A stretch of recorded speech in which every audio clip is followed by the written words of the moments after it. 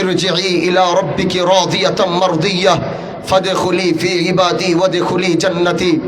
যখন একদল ফেরেশতা আমাদের সামনে সেই বাক্যটা উচ্চারণ করবে, আমাদেরকে আল্লাহর দিকে যাওয়ার জন্য আহ্বান করবে, আমাদেরকে পরকালের জন্য আহ্বান করবে, তখন আমরা যখন আমাদেরকে এই জায়গার থেকে নিয়ে যাওয়ার পরেই আমাদের ওই সময় এরকম এক সময় আসবে, তখন এই হানজালাদের হাত আর ধরতে পারবে না, তখন তাদের চোখ আর দেখতে পারবে না, তখন তাকে নাক আর নিঃশ্বাস নিতে পারবে না, তখন তাদের জবান আর কথা বলতে পারবে না, তখন তাদের পাও আর চলতে পারবে না।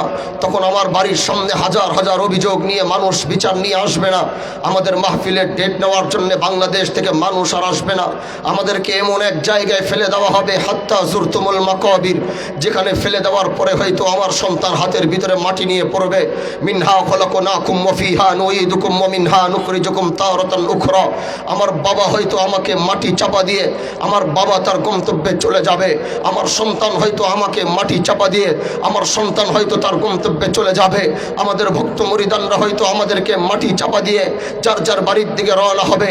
আমাদের বন্ধু বান্ধব হয়তো আমাদেরকে মাটি চাপা দিয়ে তারা তাদের গন্তব্যে রওনা হবে। ওই দিন আমাদেরকে জাগানোর মতো কেউ থাকবে না, ওই দিন আমাদেরকে ফোন করে কেউ চালাতে পারবে না। ওই দিন আমাদের ঘুম ভাঙিয়ে আমার মা এসে বলবে না, হানজালা তোমার জন্য বাইরে মানুষ অপেক্ষা করছে। ওই দিন আমার খাদেমরা এসে বলবে না, সফর সঙ্গীরা বলবে না যে হুজুর আপনার জন্য অফিসে মানুষ অপেক্ষা করছে। ওই দিন এমন এক জায়গায় ঘুমাবো, সেই ঘুম হয়তো 100 বছর হতে পারে, সেই ঘুম হয়তো 200 বছর হতে পারে, সেই ঘুম হয়তো 300 বছর হতে পারে, সেই ঘুম হয়তো 500 বছর হতে পারে, সেই ঘুম হয়তো 1000 বছর হতে পারে। কিন্তু ঘুমাবো তো ঘুমাবো, সেই ঘুম আমাদের কবর থেকে হাসর পর্যন্ত হবে।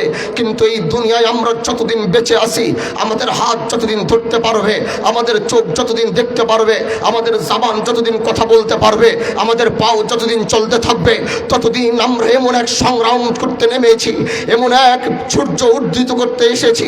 আমরা সেই দিন পর্যন্ত জেগে থাকব, আমরা সেই দিন পর্যন্ত সংগ্রাম করব, আমরা সেই দিন পর্যন্ত আন্দোলন করব, যতদিন না বাংলার 84,000 গ্রামে লা ইলাহা ইল্লাল্লাহর পতাকা যতদিন না উঠবে, বাংলার 64টা জেলায় যতদিন লা ইলাহা ইল্লাল্লাহর পতাকা না উঠবে, বাংলার সংসদে যতদিন আল্লাহর কোরআন প্রতিষ্ঠিত না হবে, আমাদের মতো হানজালাদের এরকম সংগ্রাম চলতে থাকবে।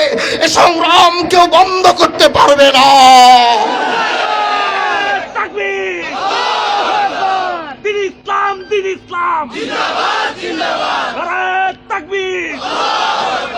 এজন্য ভাই আমার, আমরা সংগ্রাম করতে নেমেছি, আমরা অন্যায়ের বিরুদ্ধে কথা বলতে নেমেছি, আমরা জাতিকে নিরাপত্তা, প্রত্যেকটা রুহানি সন্তান আমার সামনে বসা। আপনারা হতে সংগ্রামী পরিবারের সন্তান, আমি এই কথা সব জায়গায় বলেছি, শিবচরের 19টা ইউনিয়নে ঘুরে ঘুরে বলেছি, শিবচরের প্রতিটা ওয়ার্ডে ঘুরে ঘুরে বলেছি, শিবচরের প্রতিটা রাস্তায় ঘুরে ঘুরে বলেছি, আমি একা হাজী শরীয়তুল্লাহর সংগ্রামী পরিবারের সন্তান নয়, এদেশের শিবচরের প্রতিটা যুবক, প্রতিটা মুরব্বী, প্রত্যেকে হাজী শরীয়তুল্লাহর সংগ্রামী পরিবারের সন্তান। এবার প্রশ্ন করতে পারেন যে হুজুর, সংগ্রামী পরিবারের সন্তান তো আপনি, আমরা কেমনে হলাম? তাহলে আসো তোমাদেরকে একটু মনে করিয়ে দেই, তোমরা কিভাবে সংগ্রামী পরিবারের সন্তান। হাজী শরীয়তুল্লাহ আল্লাহ নবীর স্বপ্ন যুগে যখন এই বাংলায় পাড়া দিয়েছে সন্তান, হাজী শরীয়তুল্লাহ এসে এই শিবচরের মুসলমানদেরকে ডাক দিয়ে বলল, আর কতদিন তোমরা সহ্য করবা এই ব্রিটিশের, আর কতদিন ওদের অত্যাচার সহ্য করবা, আর কতদিন চুপ করে বসে থাকবা? এ শিবচরের মুসলমান জেগে উঠো। লাগলো শরীয়তুল্লাহ, আমরা আপনার কাঁধে কাঁধ মিলিয়ে চলতে চাই, আমরা আপনার হাতে হাত মিলিয়ে চলতে চাই। তখনই হাজী শরীয়তুল্লাহ বলে উঠলো, আমাদের সামনে যদি রাস্তা থাকে তাহলে আমাদের সামনে 2টি রাস্তা রয়েছে। এক হচ্ছে ব্রিটিশের বিরুদ্ধে লড়াই করে দেশ ও জাতির জন্য, ইসলামের জন্য আমরা হয়তো বিজয় অর্জন করব, আর করলো এই আন্দোলন তখন শুধু এই শিবচরে সীমাবদ্ধ থাকে নাই, তখন এই আন্দোলন টেকনাফ থেকে তেতুলিয়া, রূপসা থেকে পাতুরিয়া, আসাম থেকে ত্রিপুরা পর্যন্ত এই সংগ্রামের আওয়াজ পৌঁছিয়ে যায়। আল্লাহ পাক এমন ভাবে কবুল করেছে, এই সংগ্রামের আওয়াজে ব্রিটিশরা যেই রাস্তা দিয়ে এসেছিল তারা সেই রাস্তা দিয়ে পালাবে। এই সংগ্রাম শুধু আমার একা নয়, এই সংগ্রামের দায়িত্ব শুধু আমার একা নয়, এই সংগ্রাম প্রত্যেকের রক্তের ভিতরে রয়েছে। আজ থেকে 250 বছর আগে আমার যেমন হাজী শরীয়তুল্লাহ ছিল, আপনার বংশ এরকম এক শরীয়তুল্লাহ ছিল যে তার সাথে হাতে হাত মিলিয়ে যুদ্ধ করেছে। আপনাদের প্রত্যেকের ভিতরে সেই সংগ্রামী রক্ত প্রবাহিত হয়। এজন্য তো আমি বলি আমাদের এই সংগ্রাম কিন্তু শেষ হয়ে যায় পারে না। আজ একজন ভ্যান চালক যার ভ্যান না চালাইলে, যার 1 কেজি চাউলের টাকা হয় না, সে তার অধিকার নিয়ে কথা বলতে পারে না। হাজী শরীয়তুল্লাহ মরে যাওয়ার পরে তখন এদেশের মানুষ বলেছিল এই সংগ্রাম হয়তো বন্ধ হয়ে যাবে, এই আস্তানার প্রদীপ, এই শরীয়তুল্লাহর প্রদীপ হয়তো নিভে যাবে। তখনই তার কলিজার টুকরা সন্তান হযরতে দুদু মিয়া রহমাতুল্লাহ আলাইহি দাঁড়িয়ে বলেছিল, এ শিবচরের মানুষ, এ বাংলার ভারতবর্ষের মানুষ, শুনে রাখো আমার বাবা হাজী শরীয়তুল্লাহর ইন্তেকাল হয়েছে, আমি দুদু মিয়ার কিন্তু ইন্তেকাল হয়নি। দুদু মিয়া সংগ্রাম চালিয়ে গেল। দুদু মিয়ার যেদিন ইন্তেকাল হয়েছে এদেশের মানুষ বলে উঠল হয়তো এই আওয়াজ বন্ধ হয়ে যাবে, এই সংগ্রাম হয়তো বন্ধ হয়ে যাবে। তখনই তার ছেলে সাইজুদ্দিন আহমদ খান বাহাদুর মিয়া, যার নামে বাহাদুরপুর রাখা হয়েছে, তিনি দাঁড়িয়ে চিৎকার করে বলে রাখলো, এ ভারতবর্ষের মুসলমানরা শুনে রাখো আমার বাবা দুদু মিয়ার মৃত্যু হয়েছে, কিন্তু আমি সাইজুদ্দিনের মৃত্যু হয়নি। তিনি আবার সংগ্রামে ঝাঁপিয়ে পড়ল, সংগ্রাম করতে করতে তিনিও মৃত্যুবরণ করলো। এদেশের মানুষ মনে করেছে সংগ্রাম হয়তো বন্ধ হয়ে যাবে। ওই দিক থেকে আপনাদের পীর বাদশা মিয়া দাঁড়িয়ে বলতে লাগলো আমার বাবা সাইজুদ্দিন আহমদ খান বাহাদুরের মৃত্যু হয়েছে, আমি পীর বাদশা মিয়ার এখনো মৃত্যু হয়নি। পীর বাদশা মিয়া সংগ্রাম শুরু করলো, সংগ্রাম করতে করতে তিনিও ইন্তেকাল করলো। এদেশের মানুষ মনে করলো এই সংগ্রাম মনে হয় বন্ধ হয়ে যাবে। তখনই একদিক থেকে পীর দুদু মিয়া, আরেক দিক থেকে পীর দাদন মিয়া দাঁড়িয়ে বলল আমার বাবা দুদু মিয়ার ইন্তেকাল হয়েছে, আমার বাবা পীর বাদশা মিয়ার ইন্তেকাল হয়েছে, কিন্তু আমি দুদু মিয়ার দাদন মিয়ার মৃত্যু হয়নি। তারা সেই সংগ্রাম চালিয়ে গেল। দুদু মিয়া দাদুর মিয়ার ইন্তেকাল হয়েছে, এদেশের মানুষ মনে করলো সংগ্রাম হয়তো বন্ধ হয়ে যাবে। তখনই একদিক থেকে মুসলিউদ্দিন আহমদ আবু বকর মিয়া দাঁড়িয়ে গেল, আরেক দিক থেকে শরফুদ্দিন আহমদ জুনায়েদ মিয়া দাঁড়িয়ে গেল, আরেক দিক থেকে জুবাইর মিয়া দাঁড়িয়ে গেল।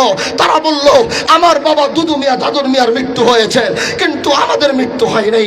আজ মুসলিউদ্দিন আহমদ আবু বকর মিয়া চলে গেছে, আজ শরফুদ্দিন আহমদ জুনায়েদ মিয়া চলে গেছে, আজ জুবাইর মিয়া চলে গেছে। আমরা হানজালার এখন দাঁড়িয়ে বলছি আমরা এই সংগ্রাম চালিয়ে যাব, এই আন্দোলন চালিয়ে যাব। হয়তো আমি হানজালা কালকে মরে যাব, আমার সন্তান দাঁড়িয়ে ইসলামের জন্য দেশের জন্য লড়ে যাবে। বলো ঠিক কিনা? তাকবীর! নারায়ে তাকবীর! হাজী শরীয়তুল্লাহর হাতিয়ার! হাজী শরীয়তুল্লাহর হাতিয়ার! নারায়ে তাকবীর! এজন্য ভাই আমার, বন্ধু আমার, এই কথাগুলো অন্তর আর দিলের কথা, এগুলো আমাদের মনের কথা। আমরা এখানে যারা আমরা বসে কথা বলছি, এই বংশের সন্তান হানজালা আপনাদের সামনে কথা বলছে। এই কথাগুলো শুধু মাইকে আর তাকবীরের আওয়াজ উঠানোর জন্য এই কথাগুলো নয়, এই কথাগুলো আমাদের দিলের কথা, এগুলো আমার অন্তরের কথা। আমি সহ্য করতে পারি না যখন এই দেশের কারো উপর অবিচার করা হয়, এজন্য নিজে বিচার ব্যবস্থা শুরু করেছি। আপনারা শুনেছেন, আমি যখন শুনেছি একজন ভ্যান চালক বিচার চাইতে গেলে তার 10,000 টাকা দেওয়া লাগে, আমি আপনাকে বলি যে সারাদিন ভ্যান চালায়, যার নুন আনতে গেলে পান্তা ফুরায়, সে নিজের বাবার পৈতৃক সম্পত্তি পেতে গেলে যখন বিচার বসায়, আমার দেশের সালিশেরা টাকা ছাড়া কোনো বিচার করে না। তখন এই ভ্যান চালক, এই ভাই হানজালা শিবচরের যেই প্রান্তেই কোনো বিচারে যখন বসে, সেই বিচারে এই শিবচরের কোনো বাপের বেটার জন্ম হয় নাই যে সেই বিচারে বেশি সে টাকা পাবে। আমি সেটা পূর্ণাঙ্গ করেছি। আমি দেখেছি আমার যুব সমাজ যারা এজন্য সব কিছু বাদ দিয়ে সকাল থেকে রাত পর্যন্ত প্রোগ্রাম করে, রাত্রের 12টার পরে নিজে অভিযানে নেমেছি। রাতের বেলা গিয়েছি, যারা মাবা বিক্রি করে, যারা ইয়াবা বিক্রি করে, যারা গাঁজা বিক্রি করে, আমি হানজালা নিজে রাতের বেলা অভিযান দিয়ে তাদেরকে সেখান থেকে তুলে নিয়ে বাহাদুরপুর নিয়েছি। যাকে যেটা করা দরকার, যাকে 300 টাকার স্ট্যাম্পে সই করা দরকার তাকে সই করিয়েছি, যাকে উত্তম মাধ্যম দেওয়ার তাকে উত্তম মাধ্যম দিয়েছি। যাকে হানজালার আগামীতে কয়দিন বাঁচবে জানি না, কতদিন সংগ্রাম করব জানি না, কিন্তু একটি কথা স্পষ্ট বলে যাই, যার ভিতরে মৃত্যুর ভয় নাই তাকে পৃথিবীর কোনো কিছু দিয়ে ভয় দেখানো যাবে না। আমরা তো মৃত্যুর ভয় ছেড়েই দিয়েছি। আমার বংশের মৃত্যুর ভয় কে করেছে? সবাই তো আল্লাহর রাস্তায় ঝাঁপিয়ে পড়েছে। সেই রক্ত আমার ভিতরে প্রবাহিত হয়। আগামীতে কতদিন বাঁচবো জানি না, কিন্তু যতদিন বাঁচবো বাঘের গর্জন দিয়ে বাঁচবো। অন্যায়ের সাথে কোনো আপোষ নামায় চুক্তি হবে না, চুক্তি হবে না।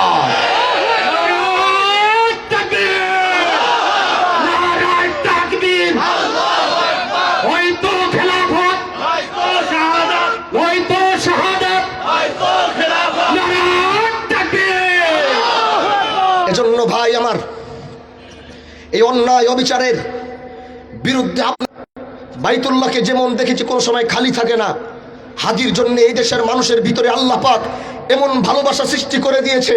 রাতের 3টা বাজেও যখন কখনো ঢাকায় গিয়েছে, রাতের 3টা বাজেও দেখেছি একজন হলো সেখানে দাঁড়ায় রয়েছে। হাজিরা আমাদেরকে বলেছে, হানজালা 50 বছর বাঁচার দরকার নাই, যদি বাঁচতে হয় তো 30 বছর বাঁচো, কিন্তু মাথা উঁচু করে বাঁচো। অন্যায়ের সাথে আপোষ করে নয়, জালেমের বিরুদ্ধে লড়াই করে বাঁচতে হবে, জালেমের বিরুদ্ধে সংগ্রাম করে তোমাদের বাঁচতে হবে। এজন্য সেই সংগ্রামে ইনসাফের শিবচর গড়ার অঙ্গীকার করেছি। ইনসাফের শিবচর গড়ে দিব। গরিবের পক্ষে আপনাদের এই সন্তান দিনের জন্য, ইসলামের জন্য, রাষ্ট্রের জন্য তিনি ভূমিকা রাখতে পারবে, তিনি আপনার পক্ষে কথা বলতে পারবে, তিনি গরিবের কণ্ঠ হয়ে কথা বলতে পারবে, তিনি জালেমের বিরুদ্ধে লড়াই করতে পারবে, তিনি মজলুমের পক্ষে কথা বলতে পারবে। এই ডাক যদি আপনাদের মধ্যে আসে আর এই চিন্তা যদি আপনাদের ভিতরে লালন হয়, তাহলে আপনারা আমার সাথে থাকবেন তো ইনশাআল্লাহ? আওয়াজ করে বলেন, থাকবেন তো ইনশাআল্লাহ? মন থেকে বাসুক, এটাই আমাদের চাওয়া। আমরা যদি বিজয় অর্জন করব, আমরা এদেশের